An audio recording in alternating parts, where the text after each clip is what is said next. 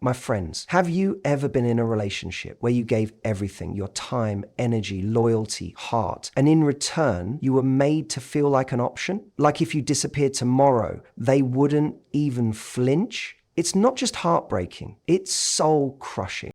You were always there, answering the texts, showing up when he needed you, giving pieces of yourself, hoping he'd notice, hoping he'd care. Just a little bit more. But somehow, no matter how much you gave, it always felt like you were the one holding on to something that wasn't really being held back. He made you feel like an option. Like someone conveniently there when it suited him and invisible when it didn't. And that's the thing about being treated like you're replaceable. It doesn't happen all at once. It happens slowly, subtly. One missed call that doesn't get returned. One plan that gets cancelled last minute with no intention of rescheduling. One moment where you open up, hoping for vulnerability in return, and get silence or indifference instead. And you start to question, is it me? Am I asking for too much? You're not. Wanting to be seen, heard, valued, that's not too much. That's the bare minimum in a relationship. But when someone chips away at your self-worth, little by little, when they normalize inconsistency and emotional detachment, it gets harder to see clearly. You start rationalizing their behavior, making excuses for their absence, and holding on to hope that maybe next time they'll show up differently, but they rarely do. Because here's the truth. People treat you how they believe they can get away with treating you. And when someone senses that you'll keep showing up, no matter how little effort they put in, they stop trying. Not because you aren't worth the effort, but because they know you'll stay even when they don't give it. Being made to feel replaceable doesn't just hurt, it unravels you. You start doubting your value, questioning your intuition. You shrink parts of yourself just to fit into a space that was never meant to hold you in the first place. You stop asking for what you need because you fear the rejection that's become too familiar. It's a slow, painful erosion of your self-worth, and it makes you forget that you ever had power to begin with. Even in that pain, there's a part of you that still believes in love, that still wants to be chosen, that still believes that maybe if you just hold on a little longer, he'll realize what he has. But what you must understand, and this is the hardest part, is that love isn't something you should have to convince someone to give. Being with you should be a privilege, not an afterthought, not a fallback plan, not a placeholder until something better comes along. When someone treats you like an option, they're betting that you won't notice your own value. They're hoping you won't realize that their inconsistency isn't love, it's manipulation, it's control, it's laziness dressed up as confusion. But the moment you wake up to that, the moment you truly see that the way you were treated has nothing to do with your worth and everything to do with their inability to love properly, everything changes.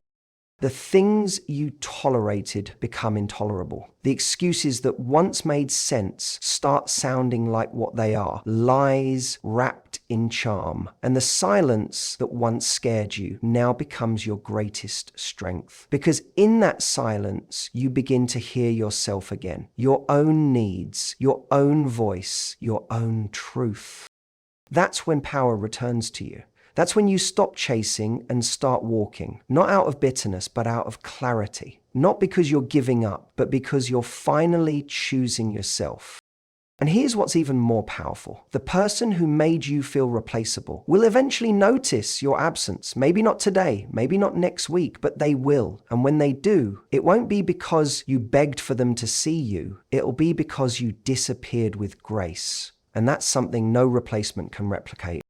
Because someone can copy your look, your laugh, even your lifestyle. But what they can't copy is your soul, your loyalty, your heart, your presence. And once you stop giving that away to people who don't know what to do with it, you stop bleeding for someone who never deserved your wounds in the first place. And that's when you take your power back. Why do we stay in situations where we're clearly not valued? Why do we hold on to people who give us breadcrumbs and call it love? It's not because we're weak. It's not because we don't see the signs. It's because the heart has a way of convincing us that things might still change. That maybe, just maybe, if we love a little harder, stay a little longer, prove ourselves a little more, they'll finally wake up and see what's right in front of them.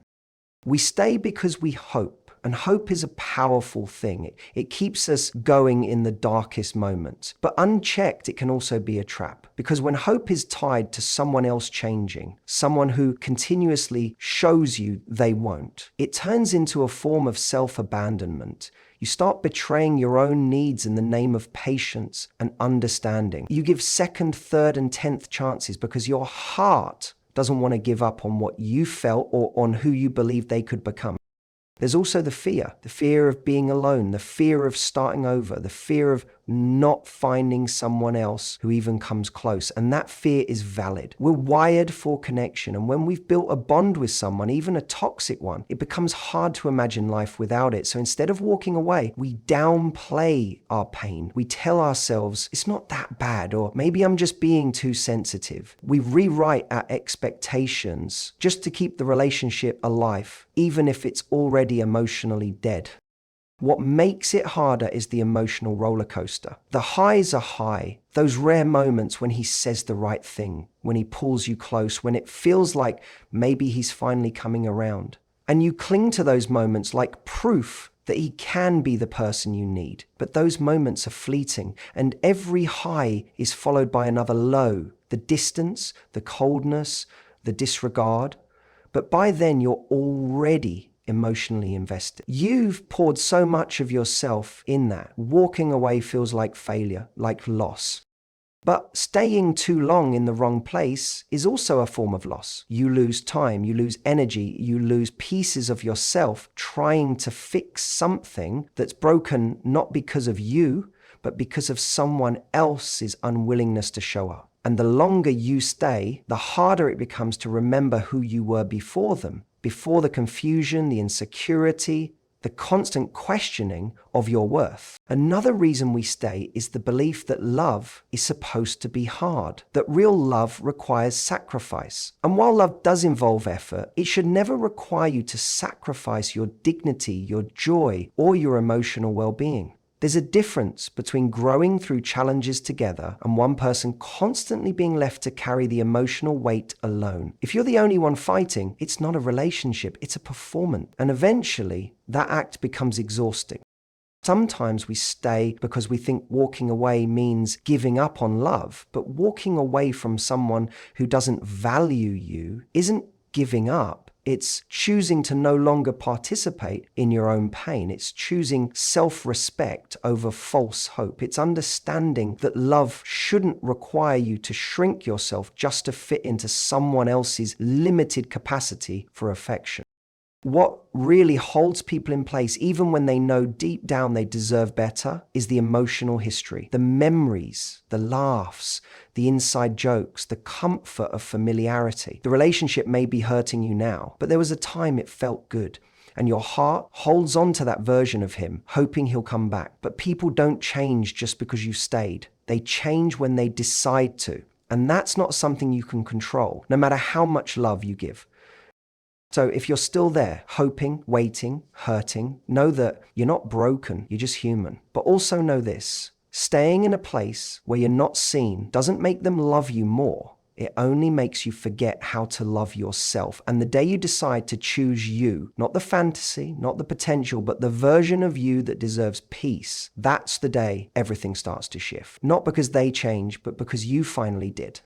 There's a moment, quiet, almost unnoticeable at first, when something inside you clicks. It's not dramatic.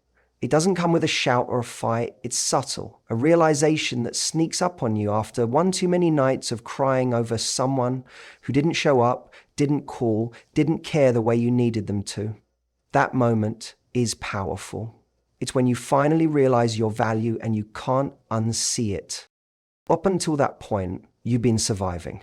You've been operating from a place of longing, of waiting, of hoping. You gave your love freely, not because you were naive, but because you believed that giving someone the best of you would eventually inspire them to meet you with the same energy. But when you keep showing up and they don't, not in a consistent, meaningful way, the imbalance begins to drain you. It's like watering a dead plant. No matter how much you pour in, nothing blooms.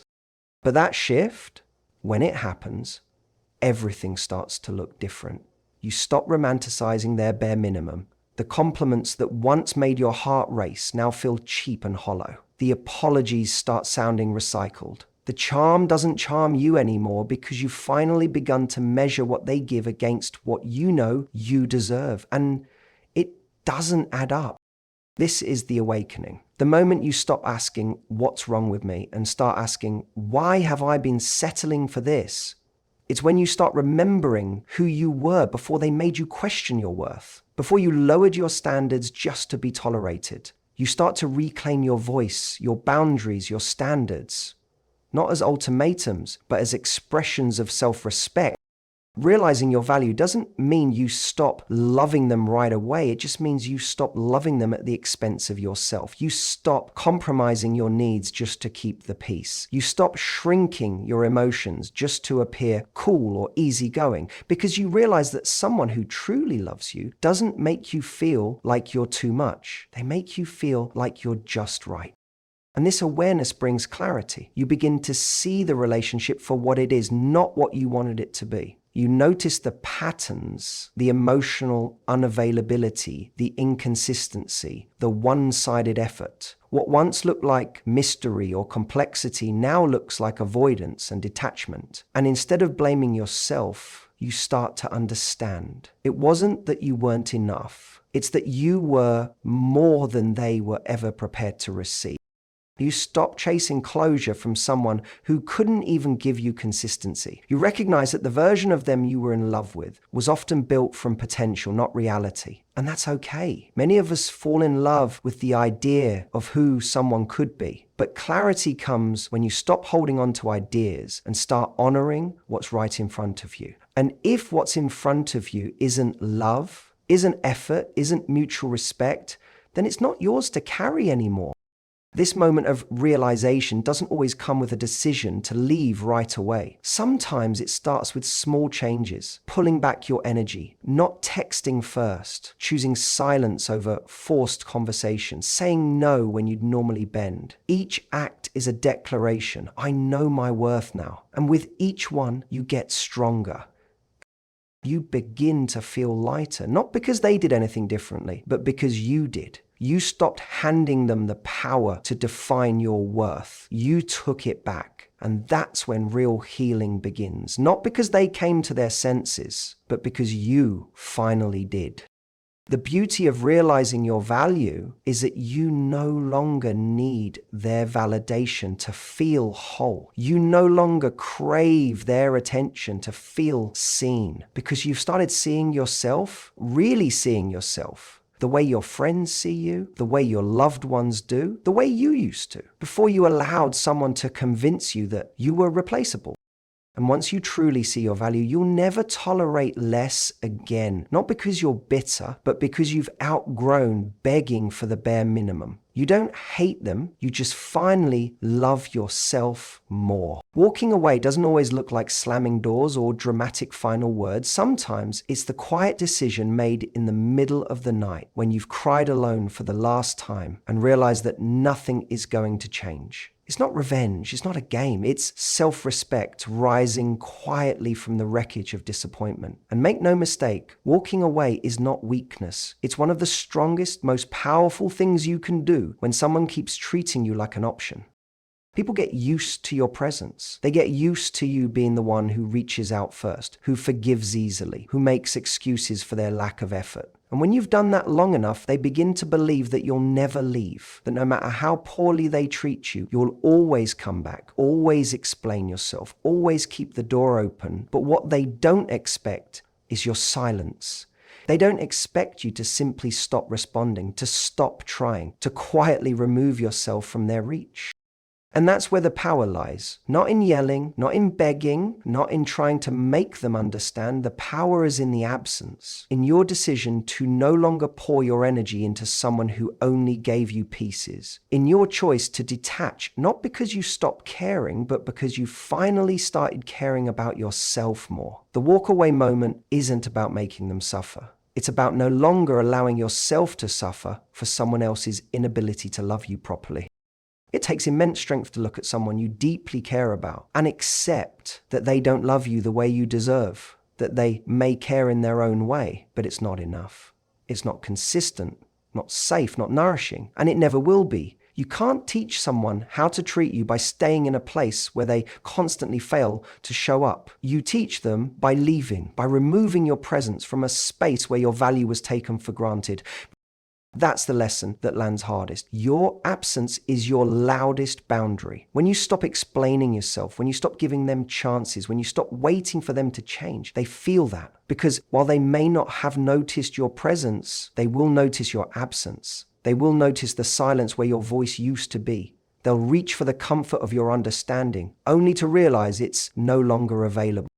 They might pretend not to care at first. They might act unbothered, like your leaving didn't shake them. But that's pride talking. That's ego trying to cover up the reality that they lost someone who was truly there for them. It may take time, but eventually the truth sets in. They had someone who loved them unconditionally, and they treated that love like it was disposable. Walking away doesn't guarantee immediate regret from them, but it guarantees freedom for you. Freedom from constantly questioning your worth. Freedom from wondering if you're too much. Freedom from living in a state of emotional limbo where love is dangled in front of you like a reward for good behavior. You free yourself from the cycle of false hope and start reclaiming your peace. You stop checking your phone, waiting for a text that never comes. You stop second-guessing your feelings and apologizing for your standards. And slowly, you start rebuilding. You begin pouring all that energy back into yourself. You realize how much space they occupied in your mind and how much lighter life feels without that weight. And you don't need to hate them to heal. You just need to release them. People think walking away is about punishing the other person, but it's not. It's about protecting your energy. It's about recognizing when love becomes labor, when you're constantly working to prove your worth to someone who only ever meets you halfway, if that. And when you walk away, you're not abandoning the relationship. You're choosing yourself over the fantasy of what it could have been. They might come back. They might reach out realizing what they lost, but by then, if you've truly walked away for the right reasons, you won't feel tempted to return, not because you're bitter, but because you've grown. You've learnt that love without respect isn't enough, that words without action are meaningless, that being chosen shouldn't come after you've already left. To walk away, not to teach them a lesson, but to remind yourself of yours. That you're not here to be someone's second choice. That you're not replaceable. That your love is valuable and it belongs somewhere. It's treated like treasure, not like convenience. They always think you'll stay. That no matter how many times they let you down, ignore your needs, or take you for granted, you'll still be there. Answering the phone, forgiving the silence, giving your heart like it's nothing. They count on your kindness. They rely on the part of you that loves deeply and gives people the benefit of the doubt. And because you've stayed so many times before, they assume you always will. But what they don't understand, what they never prepare for, is the moment when you finally choose yourself instead. That moment doesn't always come with a warning. You don't always announce it. Sometimes it's after one small disappointment that feels like the final crack in a wall that's already full of fractures. Maybe it's when you realize they're never going to change. Or when it becomes painfully obvious that you've been loving them far more than they ever tried to love you back. Whatever the reason, there's a breaking point. And once you cross it, there's no going back. That's when they start to regret it. Not right away, and not always in a way that's obvious, but eventually they do. They feel it in the silence, in the way your messages no longer light up their phone, in the way you no longer ask how they are, check in when they're quiet, or offer your unwavering support when life gets hard. They miss the emotional safety you gave them, even if they never acknowledged it when you were still there. They miss the way you believed in them, even when they gave you every reason not to. They miss your loyalty, that deep, unshakable commitment that stayed even when you were exhausted from trying. But here's the truth they have to face. They broke something they can't rebuild just by showing up late. Regret doesn't restore trust. An apology doesn't erase patterns. And once someone realizes they've lost the version of you that showed up wholeheartedly, the version that loved without walls, they begin to understand the cost of their neglect. You can't rewind time. You can't unsee what you saw when they disappointed you, when they made you feel like you didn't matter. And this regret doesn't always come with grand gestures. Sometimes it shows up quietly. They'll scroll through old photos, rereading your messages, hearing your laughter in their memory, and realizing that what they once called clingy was actually care. What they once dismissed as overreacting was you trying to communicate your needs. They'll start to understand that the parts of you they couldn't handle were the very things that made you irreplaceable. They'll try to reach out, maybe with a casual, hey, just thinking about you, or a message filled with nostalgia. Maybe they'll try to act like nothing happened, like they didn't hurt you, like you're just supposed to pick up where things left off. But something's different now. You're different now. You're no longer the version of yourself who accepted emotional crumbs and called it love. You're no longer waiting for them to catch up to what you've known all along. That love requires effort, presence, and respect. Regret hits hardest when the person you hurt isn't angry, just gone. When they don't fight anymore, when they don't chase anymore, when they no longer look back. That's when reality sinks in. That's when the weight of their choices becomes undeniable. They begin to feel what they once made you feel. Invisible, unimportant, easily forgotten. And while you never wanted revenge, there's a quiet justice in knowing that your absence finally made them feel the very void they left in you. But by the time they realize, you'll be somewhere else. Mentally, emotionally, maybe even physically, healing, rebuilding, learning to love again, but this time starting with yourself. You won't need their regret. You won't crave their apology because your peace will be louder than their guilt. Your growth will speak louder than their words. Let them regret it. Let them feel the loss of someone who showed up fully. You didn't lose them, they lost you. And that's a loss they'll carry far longer than they ever imagined. Here you are, still standing, still breathing, still whole. Maybe bruised, maybe scarred, but more awake than ever. This wasn't just about a relationship or someone who failed to see your worth. This was about you finally remembering it for yourself. You loved with everything you had, and that love was real, even if it wasn't returned the way you deserved. But that doesn't make you weak. That makes you powerful. Because walking away wasn't an act of giving up. It was an act of rising up. You stopped begging to be chosen, and instead you chose yourself. You stopped waiting for someone to treat you right and started demanding it, not with words, but with boundaries, with distance, with your silence. And now the person who once made you feel replaceable will come to realize you were never just another option. You were the one thing they couldn't replace. Let their regret stay with them. Let their silence echo back what you once lived through. But you keep moving forward. Not with bitterness, but with clarity. Not to prove anything to them, but to honor everything in you that finally said enough. You don't need revenge. You don't need closure. You don't need them to see your value because you see it now. And that's the beginning of a whole new chapter, one where you no longer settle, shrink, or chase, one where love will find you, not because you fought for it, but because you finally became it for yourself first. That's your power, that's your peace, and that is their regret.